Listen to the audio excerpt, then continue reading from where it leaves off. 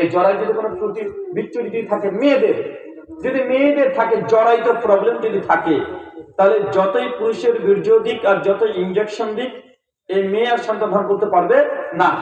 আর যদি ছেলেদের শুক্রাণুর যদি প্রবলেম হয়, টেস্টোস্টেরন হরমোনের জোর যদি কম হয়, এটা বায়োলজিক্যাল দিক, সেই ক্ষেত্রে করে কি বায়োলজিক্যাল ডাক্তার তখন করে কি, যে অন্য কোনো পুরুষের শুক্রকীট বা টেস্টোস্টেরনের হরমোন শুক্রকীট যারা বেশি আছে, সেগুলো সেই মানে যে কোনো পদ্ধতিতে মেয়েটার জরার মধ্যে প্রবেশ করায়, তারপরে সেই মেয়েটি সন্তান ধারণ করে। এইভাবে সন্তান ধারণ করা জায়েজ নয়, হারাম, এটা ব্যভিচারের শামিল। কথা বুঝতে পারলেন? কারণ এই বীর্য, এই শুক্রকীট কোন পুরুষের এটা জানে না, ডাক্তার জানে না, সে মেয়েটি জানে না, এই জন্য এটা হারাম।